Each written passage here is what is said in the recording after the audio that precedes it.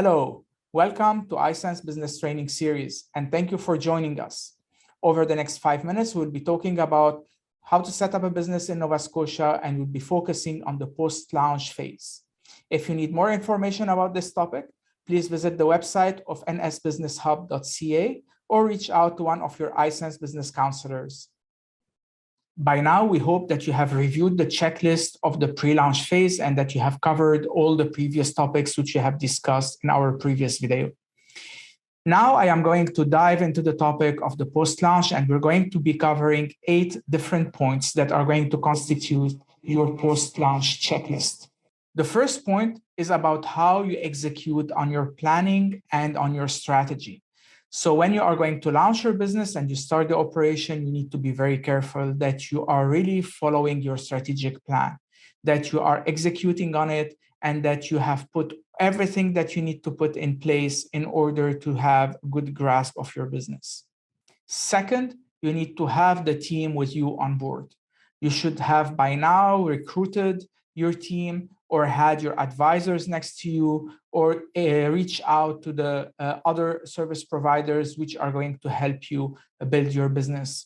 You need to know how to work in cross-functional teams. It's very important that you keep your teams motivated, you keep them on track, and you keep them informed. Communication is key, especially in startups. So don't try to hold information to yourself. Make sure that the whole team is aware about what's going on, about the issues, the problems, and of course, the success stories. This is how we keep our focus, we keep our eyes on the horizon. The third point is about cash flow. So you need to be able to master the management of money, the management of your business, your expenses, and your revenue stream. You need to be on top of it. So if you are in a business that is dealing with day-to-day operations that are heavy in cash, you need to really have a daily target, a daily reconciliation, a daily, checks and balances just to make sure that you are on track. You need also to focus on the business growth. And here we are talking about marketing activities, sales activities, promotions, partnerships. So you need to build your marketing plan. And hopefully you had already built some kind of marketing plan in the pre-launch phase, and now it's time to execute on it.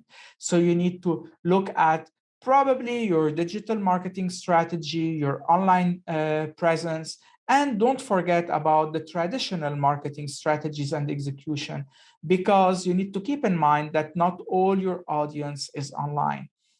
Some of your audience might not see your advertisements online, might not see your content online, and you still need to have a target audience or potential clients who might know about you from traditional marketing, like some ads in the press, in the magazines, doing events, sponsorship. I always say that data is king.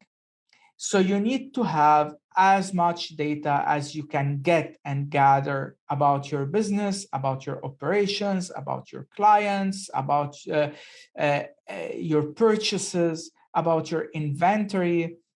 So the more data points you have, and the more structured is this data, and the more you have the capacity and the capability to analyze this data, you will be able to make better informed decisions that are going to help you grow your business. So don't underestimate it.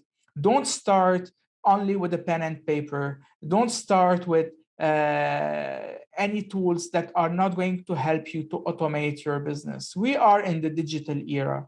It is very important for any one of you who is starting a business nowadays to have the right tools with you. You shouldn't also undermine any potential and opportunity for what we call special projects or special programs. Oftentimes, opportunities are just here in front of us.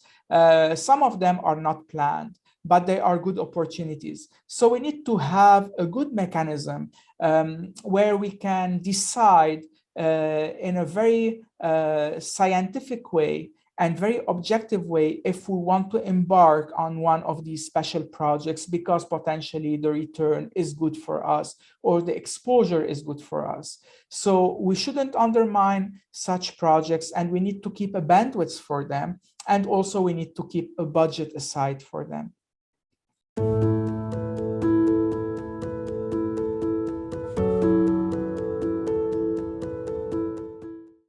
As always, we strongly recommend you to all the time reach out to your iSense business counselors for any support, for any help, because they really know the market. They really know how to guide you. They've been doing it for a long time.